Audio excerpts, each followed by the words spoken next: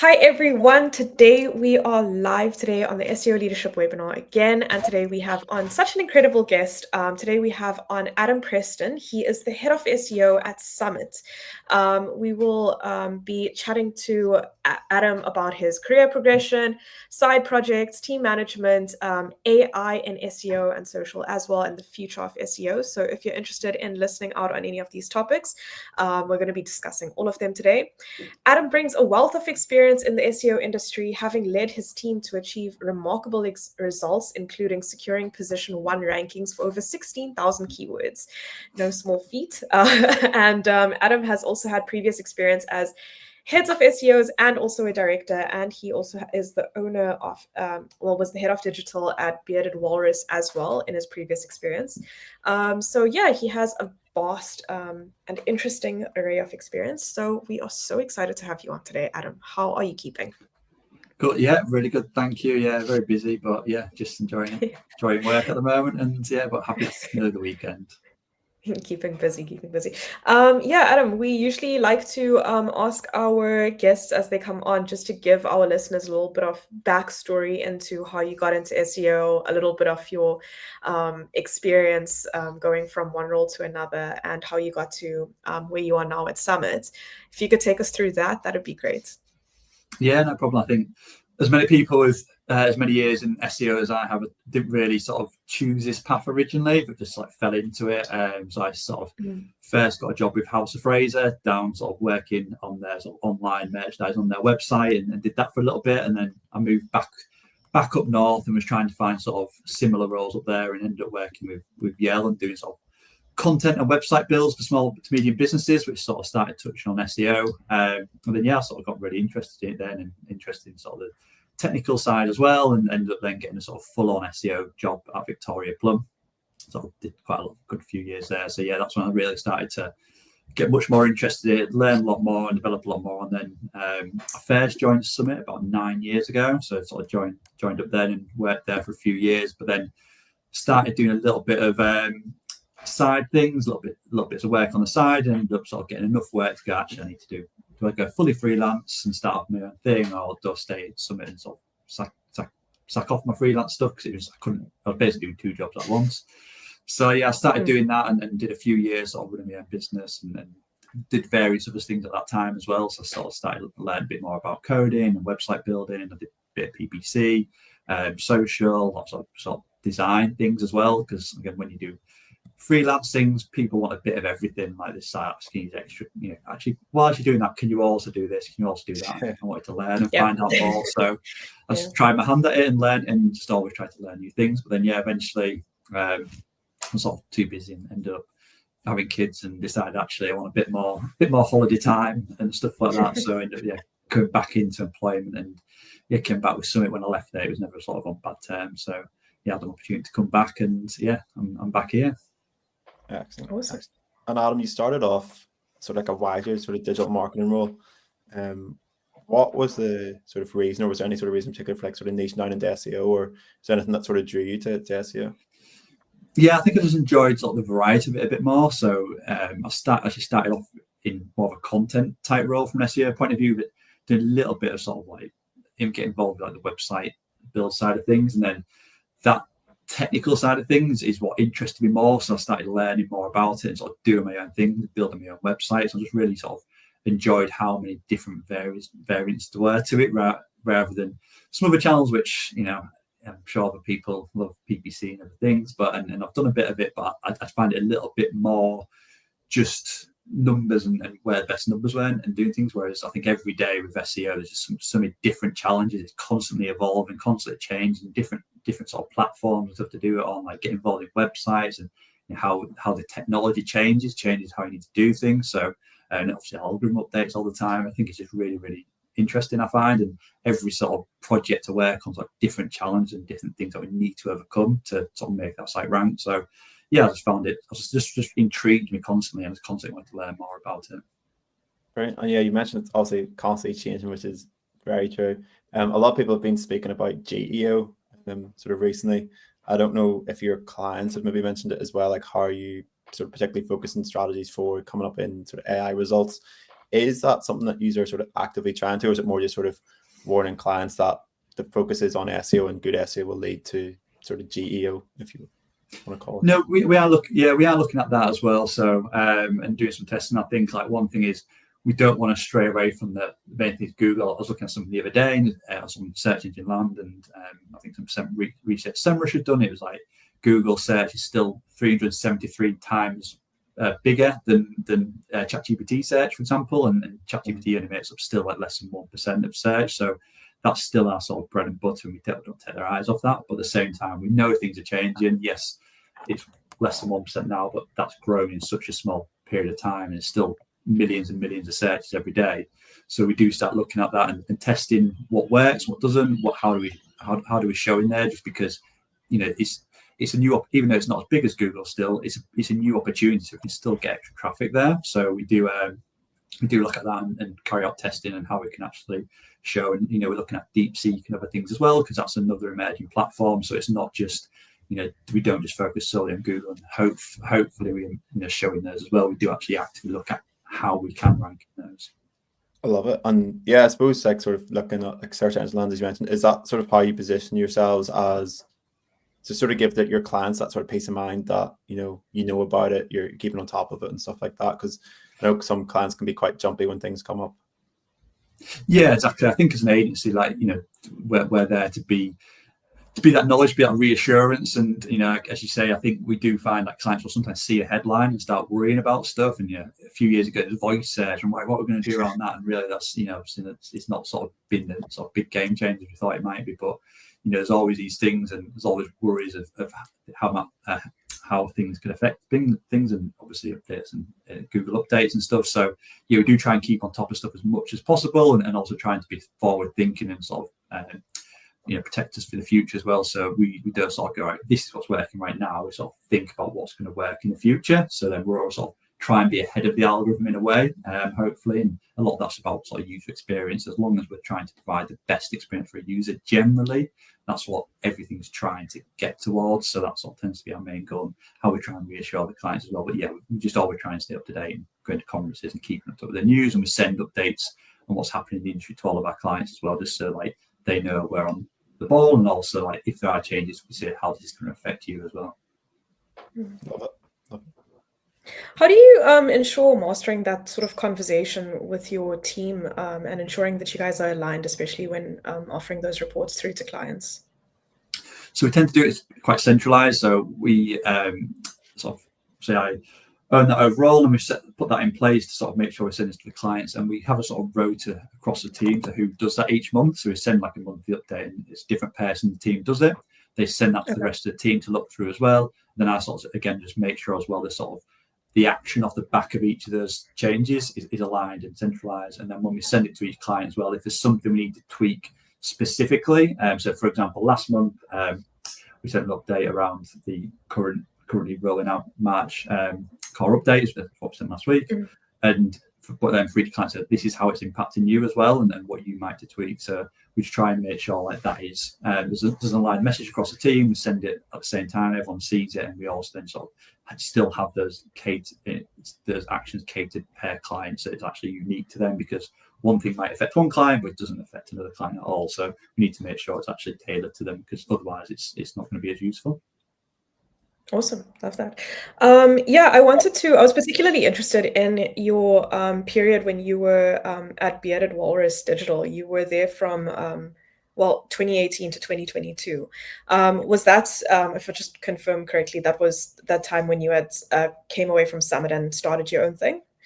Yeah, that's correct. Yeah.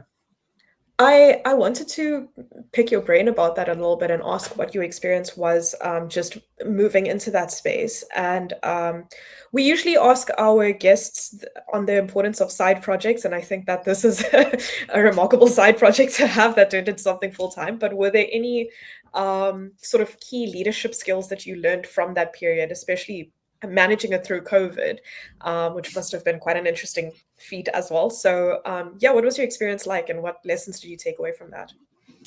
Yeah, definitely great question. I think like one of the key things in terms of skills is this sort of sales and communication and things around that, because you have to be sort of 17 heads in one, because you're not just delivering work and that's it anymore. You're having to sort of run a business, you're having to get sales and close pitches and do a bit of accounting and all sorts of management as well. So you learn a lot and learn it fast. And yeah, like you know, I fully left employment with Summit before, and I think it was September 2019. So, you know, 5-6 months down the line, COVID hit, and yeah, there was, and I think there's a little bit of worry to begin with, because everyone's like, we don't know what we're going to do, and sort of a lot of pausing. But then what happened quickly was everyone realized they need to be online, so like things started happening really quickly. So like organization became very important then as well.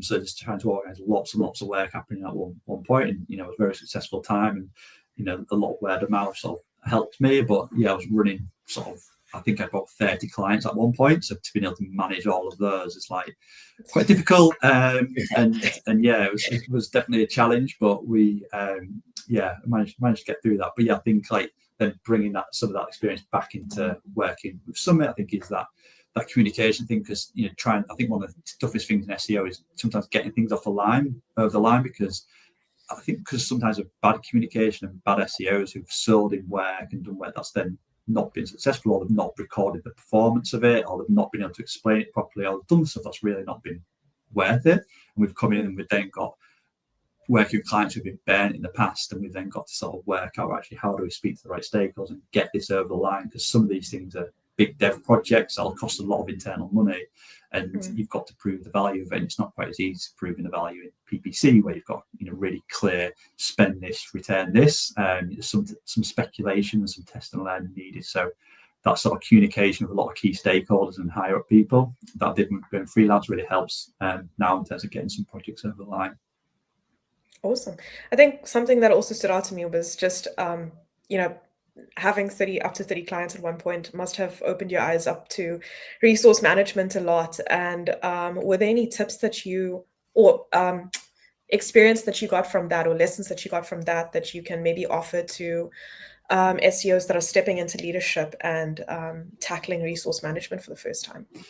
Yeah, I think for me, like automation was key in terms of a lot of things. So I tried to like automate as much as possible. So whether that was reporting, so when I started working, a lot of these clients had reports that was sort of like pulling stuff from Excel and like very sort of manually driven, and put it into a presentation and write stuff, and it just like took a long time. So sort of anyone I worked with, I converted that straight into like Look Studio, for example. It was just like obviously pulled everything automatically, and sort of took a bit of work in one go, but managed to help me a lot going. I put a lot of processes in place in terms of how I delivered like audits, for example, and certain bits of work to make sure that there was like consistency, and sort of I could just rinse and repeat and do things and get the right results. And also obviously recording, you know, if I did something, looked at performance, make sure it works, then when I worked with a new client, I could make sure I've tested, I've done stuff, and when I'm recommending stuff, it's because the experience of knowing it works, rather than sort of test and learn. Still, when you work with so many clients, you're implementing so many things that you get a lot of experience quickly on what works and what doesn't, and therefore I know exactly what I need to do, and I'm not wasting time doing things that I know I've tried and it doesn't work. So I sort of could easily cut out a lot of things that, again, we still see get recommended to clients by previous people that I know I've done, and it doesn't really have an impact. It might be best practice, but it doesn't really move the needle in terms of performance. So we can sort of go, well, that's a really, really low priority. We're not going to see an impact. Whereas these things, I know I've tested and done, and they're going to be quick wins, going to see great performance quickly, and not too, you know, long term to do. And then also sort of sometimes when I might be working on 8 clients in a day, try and grouping together tasks as well that's similar. So again, I can sort of do that quickly without sort of interruptions, and then, you know, trying to put things in certain times of the day, so you're not just like call and only have 20 minutes to then do a task and then get another call, and then you only got sort of, you know, trying to group things together so you've got big blocks of time to carry out work as well, because I think that sometimes can distract me if I just got call work, you sort of you get out of the mindset, and it can be quite difficult to get back into it. Excellent. Yeah, I love that. And in terms of, I speak to quite a few SEOs who maybe like, you know, 2, 3, 4 years into SEO, and some of yourself that they want to start maybe doing a few sort of freelance on the side. How were you sort of position that before you went full time? How did you sort of start that initial sort of journey, and maybe get your first sort of few clients in through the door? Yeah, a lot of it was from like hard work in my current position and sort of working, really helping people out and knowing people, and then people that I previously worked with have then gone somewhere else, or they might have gone freelance, and then they've gone, well, I know this guy called Adam who's really good at SEO, and sort of pass that on, and they'll sort of talk to me, they're like, have you got some capability to do it? I trust you, I know you, and that sort of, I got a lot from that. So I got anyone I started working with to start with was all from word of mouth from people I previously worked with who I'd again done a really good job with and worked hard, and sort of they trusted my opinion and just like, right, I know you, I can trust you, and hopefully you can do this work for me. And I was like, yeah, I'll give it a go. I think why not? And then worked with that person, did a good job, got passed on, did a good job, got passed on. So it's all just leaving a good impression. So whether that's people you work with right now, that could potentially be a referrer in the future, or clients you might be working with right now, even if it's you're working for an agency and you work with a client, just always make sure you leave a good impression, do a good job, and I think as well prove the value of your work when you're doing it. Like, there's no point creating a piece of content or doing a bit of tech thing and moving on and then not showing the value, because that's what helps get by and go, actually, I know that Adam delivered me value when we was doing it. It's showing me that I proved that. And again, if you're proving that to your boss, or you're proving that to a colleague that you're working, because some of it came from PPC people I used to work with, who then had a PPC freelance client, wanted to do some SEO, they couldn't do it, and said, right, okay, I know I've worked with Adam in the past, I'll pass it on to him. So you're just always trying to sort of leave the best impression, work hard, and I never want to try and burn a relationship with people I've worked with before or previous places. I've come back to Summit where I worked before because I left a good impression. So I think it's just always important to make sure that, and that's how you start. It's hard to start cold from nothing and go like, right, I'm going to be a freelancer. I've got no connections, no people, no what, because it's such a hard job to then build those relationships and build that impression and build that reputation from absolutely nothing. So I managed it. That's how I did it. It was just from I'd already got those connections and got those things and just built it up from there. Brilliant. And obviously, usually with word of mouth, it doesn't involve too much sort of on the pitching side of things. But I suppose when you go sort of full time, was that the case where you were maybe sort of pitching, and how did you become from that sort of deliverable focused SEO to, as you said, more like a business owner where you have to have that sort of more commercial mindset as well? Yeah, it's definitely transition that happened, and a bit tougher. And I think you get to a point where you want to grow and go, right, okay, I need to start looking a field of things that I'm not people are not already working with. I think that was a tough lesson of, I'd done pitching previously when I was at my previous agency, so I had a bit of experience from that, which really helped me as well. So I pitched, my first pitch I did was to Argos, so it was a very big client, a very big high pressure. So that sort of work did help with me. So, but then I wasn't pitching to clients the size of that with when I went freelance. So I was trying to refine what I did as well to the right audience. So there was some sort of, I didn't win every pitch, so but I had to learn from what I did, and I'd ask if whether it's successful or not, what's the feedback on that, and just try and improve my pitching process. Like, I think I had a dodgy microphone once, and it didn't really, and they said we couldn't really hear a lot of you, so I'd improve my sort of headphones, my mic and stuff like that. So little things like that, just, and how much information's in there, make sure there's enough but not too much. Like, look to my pricing, and just the various different things, and try to evolve it, and just try to get more opportunities. Like, as I said, the more you can pitch and get yourself in front of people, the more you can learn and just refine that process. what works and what didn't. Eventually I was sort of winning quite a few through that, and again, just what I said, I'd say 80 to 90% of my clients all came through word of mouth. Brilliant. And you spoke about sort of always adding value to the clients and showing you the value that you have added. Was that in terms of sort of SEO metrics, or did it change from client to client? Were more clients interested in the revenue, additional revenue, etc., that you brought in, or additional maybe calls booked into their calendar and stuff like that? How did that sort of it's like I'd always focus firstly the primary KPIs and their business KPIs, whether that's traffic, revenue, leads, or whatever that might be, and then obviously off the back of that, traffic through rankings and search console and things. But I'd always make sure I showed the value from a revenue or lead point of view, is just always key, because I think it's a vanity metric if you go, well, all these rankings are in P1, but the there's sort of stuff you stuck into SEMrush that have 0 to 10 searches a month, and it's not really driving any real traffic and value for them. So, and I think again that's sometimes where some clients have been burnt in the past, where they say, "Oh, they've done this and that." And I actually got shown a report the other day, and it's the same. And I was like, "Well, it's saying these have gone up, but your traffic's gone down for the last 2 months." So, that's you need to be leading with something that's really driving value. So, and again, why some people think SEO it's hard to prove, but you can do it. And for example, we'll do a technical update that will affect all the product pages. So we'll do a report that refines just looks at product pages, looks at traffic delivered just to those product pages. We can strip out brand as well, so it just looks at sort of non-brand traffic that's delivering it. So, and then we can actually see revenue given to those pages and things like that. So, there's ways to do it and really refine and look at specific pages. Again, there's another thing where we created a load of extra pages. We could create a product just looking at those new pages we created and show the incremental traffic driven by those new pages and also the revenue driven by those and stuff like that. So really try and drill down on those, because ultimately, again, to get that buying, to get sort of more money, to get more business, you want to ensure the KPIs that business is reporting on, they can report to their manager, report to the directors and everything, that we've spent this much with this person or this brand and we've made X amount more. So I think it's just always important to lead with their business goals first, and sort of how you got there might be the SEO metrics of keywords and stuff. Yeah, love it.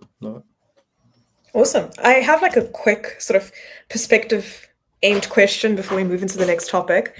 And yeah, you have just been genuinely quite busy with your with the roles that you've taken on and the work you've taken on. And I wanted to ask, have you ever experienced imposter syndrome, and how have you sort of managed that, or what was your mindset shift on that? And in second to that, how do you maintain consistency? Cool. Yeah. I think, I definitely have that at times. I think, especially when you first move up into a role. I think like when I was at Victoria Plum, I was SEO an exec, and my manager left, and they were just like, "Oh well, you can do it then." I was like, "Right, yeah, fine." I was on my own, leading that, and just I think I tried to, again, I'm very data driven with stuff, and I just try and make sure I back everything up with evidence. That tends to help me do that. So if I can't prove why I want to do something, then I'm a lot more shaky with that. If I can sort of show the numbers and why I'm saying it, and trying to do test and learn and stuff, that does help me. And same when I went freelance and everything's on you then, and it's a little bit more scary. And especially when someone goes, "Oh, can you do some PPC?" I'm like, "Yeah, fine, that's not a problem." And then sort of get into the nitty gritty, and I'm like, actually, it's a little bit scarier. But again, I just tried to focus on the numbers and why I was doing stuff. And again, I managed to provide good results doing that. And same as social, sometimes you say, "Yeah, I can do it," and then you start asking some challenging questions. And I think, again, it's just trying to go back and make sure I can learn as much as possible and stuff in those situations. But yeah, I think as well, getting asked tough questions helps you learn a bit more, because you're like, "Crap, I don't want to be in that situation again. So I need to make sure I'm in a better position." And I've always just tried to learn as much as possible. So I think that's always tried to help me a little bit as well. Because if I can just, if I get in a situation where I feel like, I've got that imposter syndrome, then it's like, right, okay, how can I get out of that? And that's just by, I said, I'm providing data, or just learning more, and some of that might just be off my own back. So as I say, like whether that's, I don't know how to do something, how to build my own website, and I started testing stuff on that, so I could sort of learn it not on a client, and sort of learn it in a sort of safer environment, would help me as well, I guess. And from a consistency point of view, I think it's a little bit of that test and learn and recording performance. So I know that when I've done something and when it's done well, I sort of know what I did and can keep track of that and do it again. But again, just keep, even if I do it on a new client, make sure I'm recording that performance and make sure I'm showing that, improving that. And then obviously now I've got a team to manage, and I do sort of, I've got a mix of helping train them but also like letting them do their thing and sort of not getting too sort of micromanage with them, because you make your own mistakes, and that help me learn, help them learn. But at the same time, just if I spot things that might be incorrect or might not be sort of consistent with everyone else, just sort of making sure I'm sort of helping them be consistent with what we're delivering for everyone else, and I do sort of hold like general training sessions and stuff now and again, especially when new things are happening. So it's been happening a bit more with how much Google's changing and search is changing. But yeah, it's sort of a mix of things, but a lot of it is just sort of, again, just keeping track of performance, keeping track of what we're doing, and just trying to be as consistent as possible. Awesome. On the leadership aspect of things, because I actually wanted to ask, how do you have any tips on managing team buy-in, especially when you just started, going into new roles as director, then head of SEO, then head of SEO again? I can imagine, that must be quite difficult to just jump into a team that's already been in a specific sort of way and then trying to get them on track and aligned. So yeah, do you have any tips to others that may be in a similar situation that are just going into a new team as a leader? Yeah, sure. Yeah, no, definitely have those challenges, and I think first and foremost, when I go in, I like to make sure that I just listen to what's going on, just absorb everything. I don't sort of go in and say, right, this is my way and this is what's happening, without sort of knowing what the current situation is. Because as I say, whether it's a team or a client or what you're working on, it differs all the time. So someone might be doing something that you would traditionally disagree with, but then actually, unless you find out why that might be and why that process is, maybe because a client's built a website in a certain way, or because they're in an industry and for some reason something you wouldn't think works does work. So really just want to first take everything on board, and again, ensure the team are heard and their values are heard and what they're doing is heard. But then just try, and then from that point, just again test and learn. It might be suggesting things and saying, look, this is what I think might work. This is how we test it. This is how I can prove that value. So again, it always comes back to that that sort of cyclical testing of, right, we're doing this and we need to prove the value, and this is why, and we can move on. Sometimes it doesn't work, sometimes it does, but at least you're showing them that. And I think also something where again, when we speak to some clients, that's not as common as it should be in SEO, where they're not showing as much data, whereas PPC, very data heavy, we spend this much by as much.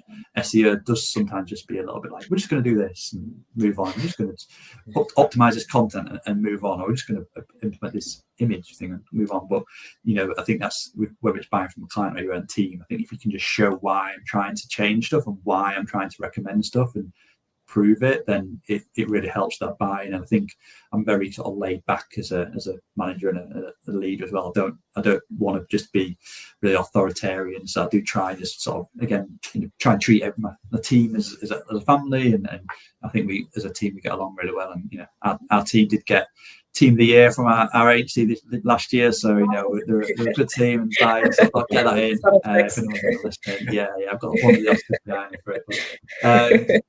So yeah, I was trying to just make sure everyone is ahead, and it's just a good relationship from the team. The team goes well, and when I've done a lot of hiring as well, it's not just about knowledge; it's about how well they fit into the team and stuff as well. So, because if they're just very different to everyone else, it might change the environment within the team and stuff as well. So we just want to make sure that we know people work together well, and I think that really helps as well.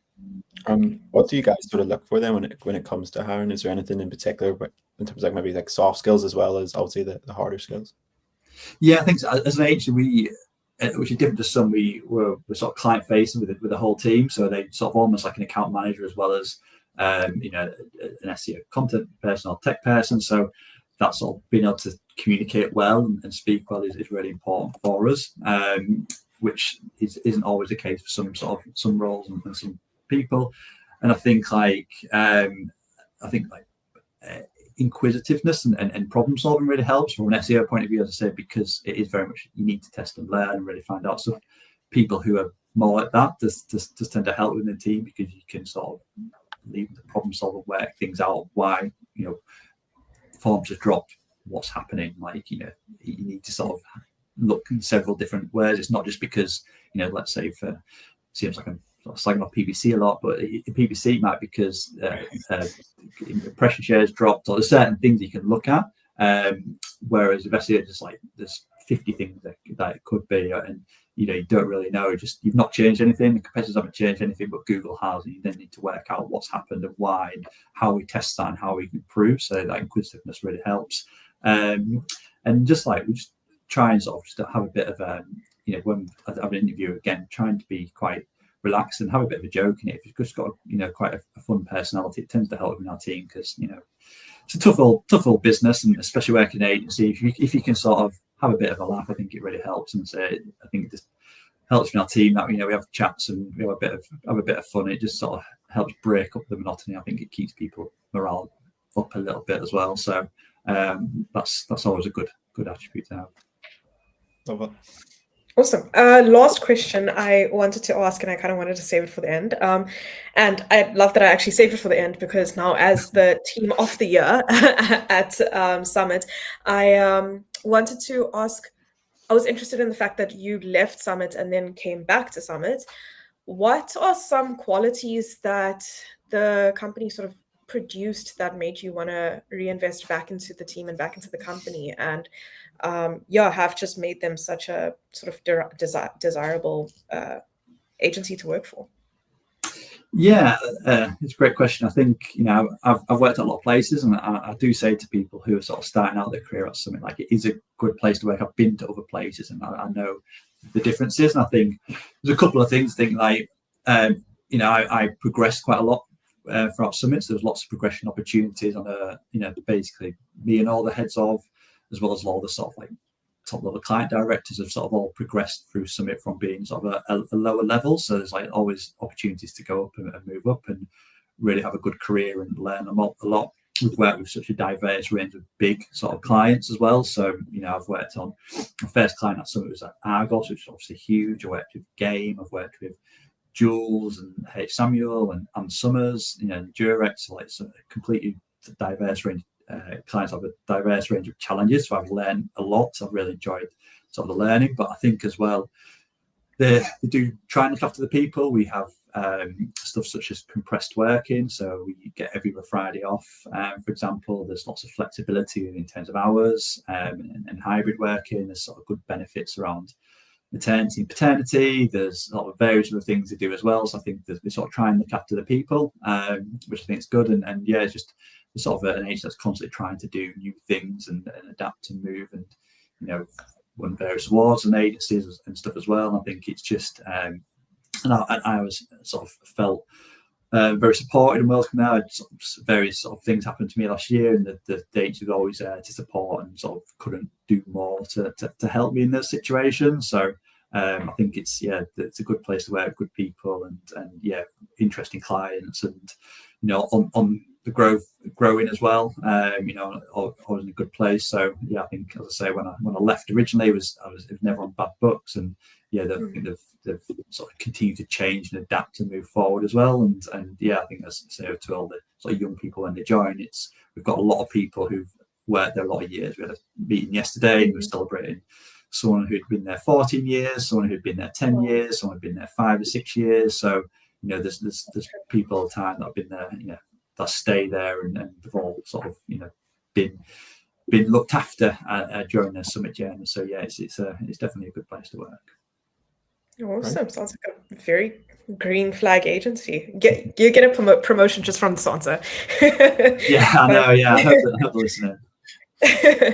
But Adam, the time flew by so quickly. It was so lovely to chat to you.